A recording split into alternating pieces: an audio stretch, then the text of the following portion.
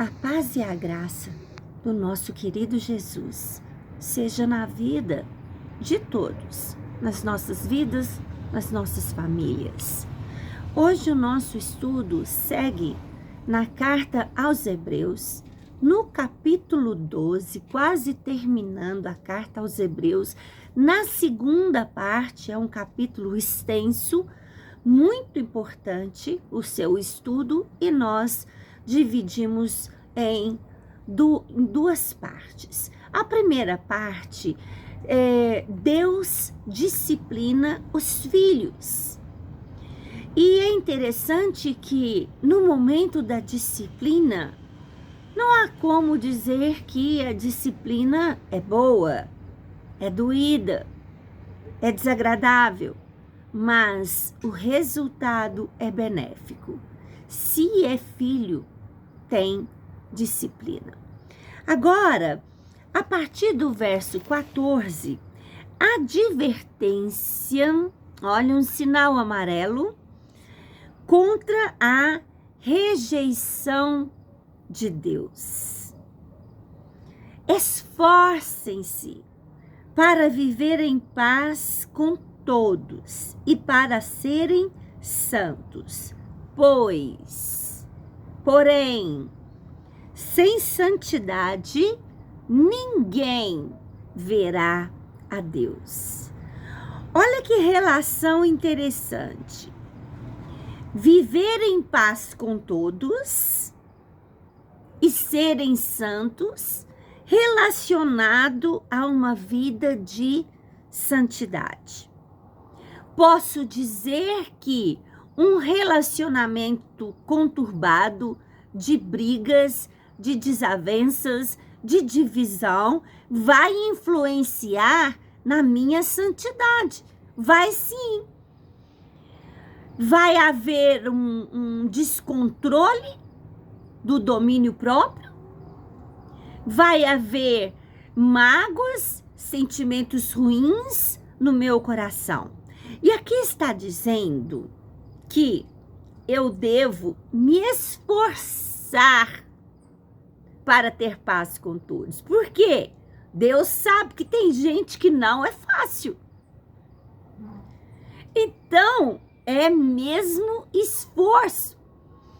Existem pessoas que eu gosto de dizer até que são, assim, verdadeiros abacaxis. A gente chega perto delas, são só fofocas, são só palavras de desânimos, palavra de derrota. Como é difícil, principalmente pessoas que mentem, pessoas fofoqueiras, pessoas que falam mal injustamente ou que seja justo. Olha, quero paz. Uma palavra que eu tenho dito muito é o seguinte: ou eu tenho razão ou eu tenho paz. Se eu procuro me defender, que é uma das coisas mais difíceis para a vida do cristão, ficar sem se defender, ficar sem a última palavra, ficar sem a razão, vai perder a paz. Se quer manter a razão, a paz vai embora.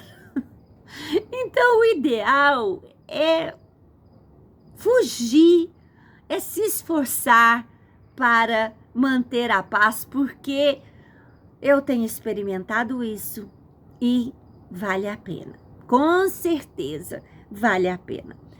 Cuidem que ninguém se exclua da graça de Deus, que nenhuma raiz de amargura brote e cause perturbação, contaminando a muitos.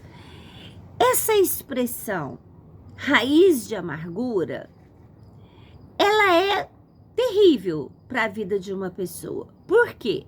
A amargura em si já é um veneno na alma de uma pessoa. Já é terrível. Com a amargura, vence também a falta de perdão. Vence também a fofoca, as injúrias, porque quem está amargurado com alguém vai envenenar outras pessoas. Agora, a expressão raiz de amargura já é muito mais sério. Quer dizer que a amargura tomou força.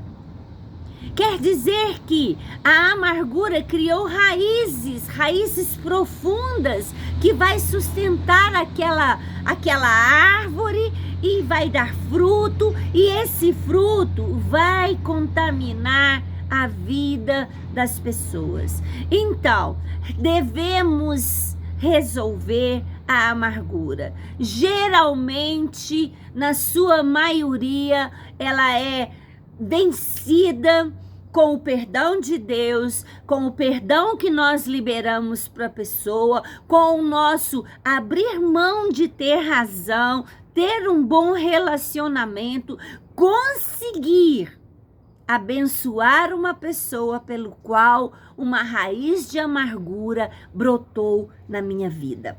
E isso traz veneno para outras pessoas. Que não haja nenhum imoral ou profano, como Esaú, que por única refeição vendeu os seus direitos de herança como filho mais velho. Como vocês sabem, posteriormente, quando quis herdar a bênção, foi rejeitado e não teve como alterar a sua decisão, embora buscasse com lágrimas. Como Esaú, irmão de Jacó, ele começou com várias atitudes que o levou a uma atitude de profanar contra Deus, porque ele tinha mulheres que não eram do seu povo, essas mulheres tinham outros deuses, até se casar com uma egípcia. E ele não valorizava o que era realmente importante. Já Jacó valorizou a primogenitura. Com os meios que ele encontrou, ele comprou a primogenitura do seu irmão Esaú, que não deu valor algum a coisas santas que honram a Deus. Agora, depois dessa atitude, Esaú quis mesmo assim aquilo que ele tinha vendido, aquilo que ele tinha empenhado a sua palavra. Na hora de ser abençoado pelo seu pai, ele chegou atrasado, porque Jacó já tinha levado a bênção. Ele chorou amargamente, porque não tinha mais jeito. E isso é tão importante para a gente pensar, porque muitas coisas que nós deixamos de fazer o bem, o nosso coração que precisa ser limpo, os nossos pés que precisam estar desembaraçados para a corrida, muitas coisas que nós fazemos no final das contas pode trazer muitas lágrimas, muito prejuízo para as nossas vidas, e trazem, porque é a lei da semeadura e da colheita. Então, ele continua dizendo: vocês não chegaram ao monte que se podia tocar e que estava em chamas, nem as trevas à escuridão, nem a tempestade, ao soar da trombeta e ao soar de palavras tais que os ouvintes rogaram que nada mais lhes fosse dito, pois não podiam suportar o que lhes estava sendo ordenado.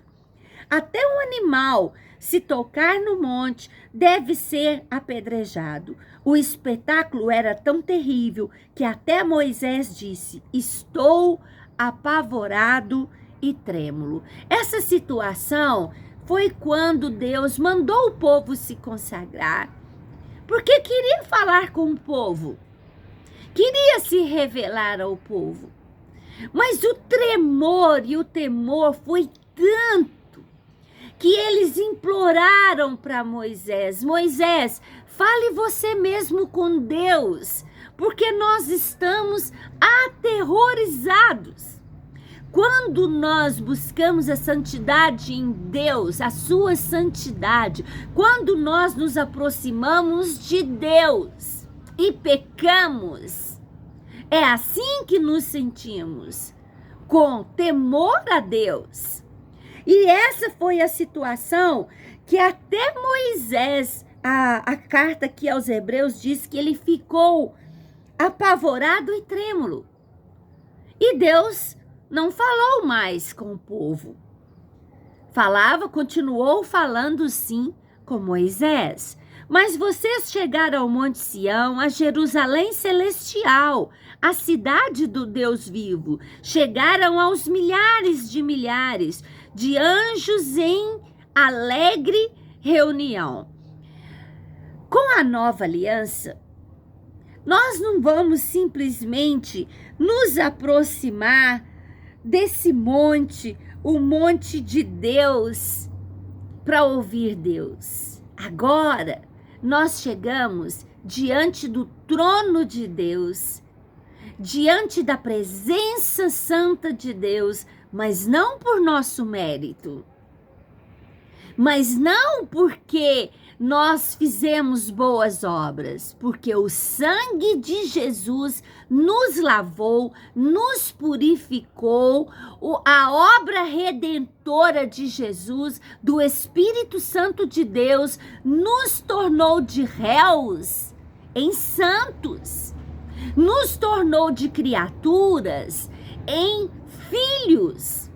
Então, nós temos um privilégio muito maior do que o povo que estava ali pronto para ouvir a Deus e não conseguiram, porque estavam temendo, não tinham suas mentes purificadas como nós temos e podemos ter hoje. Hoje nós temos uma Jerusalém celestial. Hoje nós participamos do reino de Deus, estando nós, conforme Efésios, a carta aos Efésios, já sentados em lugares celestiais, já reinando sobre a força das trevas, com Cristo Jesus. A igreja dos primogênitos, cujos nomes estão escritos nos céus, vocês chegaram a Deus, juízes de todos os homens, aos espíritos dos justos aperfeiçoados, a Jesus, mediador de uma nova aliança, e ao sangue aspergido, que fala melhor do que o sangue de Abel, que era justo, que foi morto injustamente por raiz de amargura, por inveja.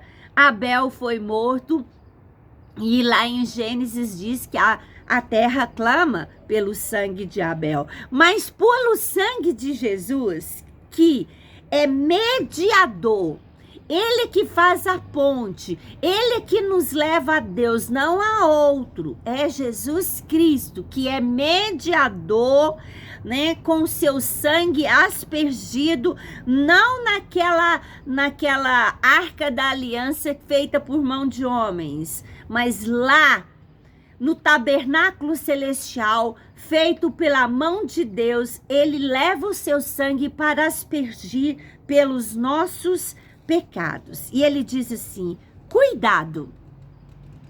Temos que ter muita atenção quando a palavra de Deus nos fala a palavra como essa. Cuidado. Não rejeite aquele que fala. Quem que fala? Jesus Cristo. Se os que recusaram a ouvir aquele que os advertia na terra não escaparam, quanto mais nós, se nos desviarmos daquele que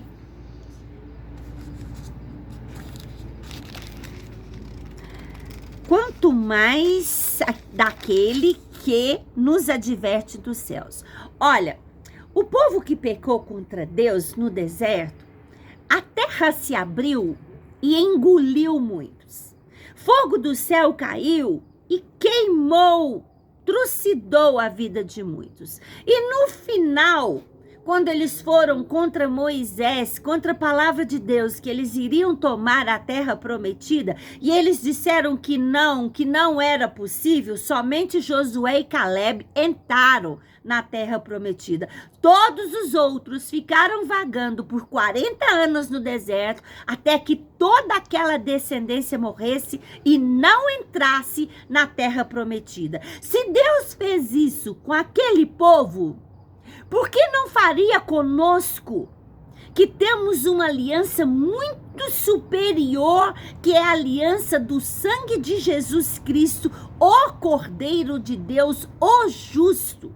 Por que Deus não faria isso? Olha como termina este capítulo. Aquele cuja voz outrora abalou a terra, agora promete. Ainda da uma vez abalarei não apenas a terra, mas abalarei também o céu, diz o Senhor Deus. As palavras ainda uma vez indicam a remoção do que pode ser abalado, isto é, coisas criadas de forma que permaneça o que não pode ser abalado. Tudo que o homem pôs à mão, que é criado, pode ser destruído, pode ser abalado, não importa a estrutura. Mas aquilo que não pode ser abalado, aquilo que é espiritual, que é voltado à santificação, que é voltado à fé, às coisas santas, isso não vai ser abalado, mas não vai ser mesmo. Portanto, já que estamos recebendo um reino inabalável, você está recebendo um reino inabalável.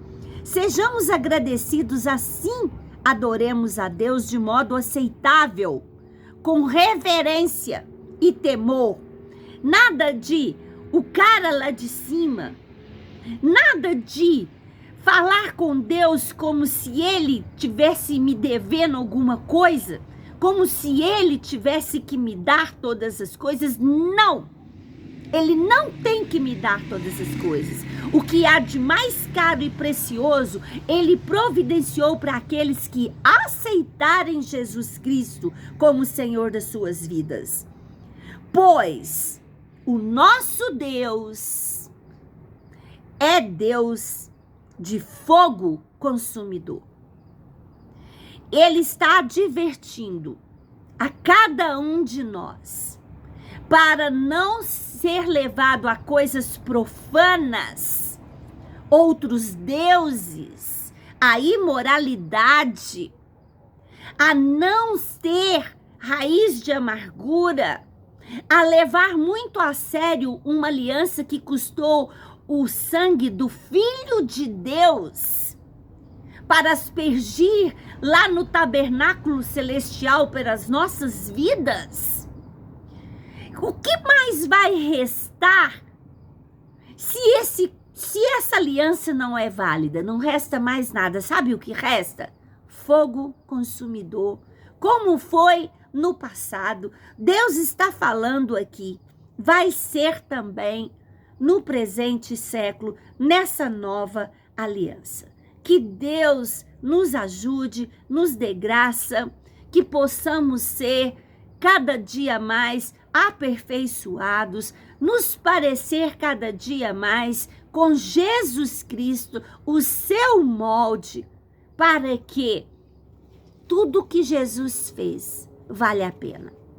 Para que todo o castigo de Deus como filho, toda a disciplina, venha dar em bom resultado, em nome do Senhor Jesus.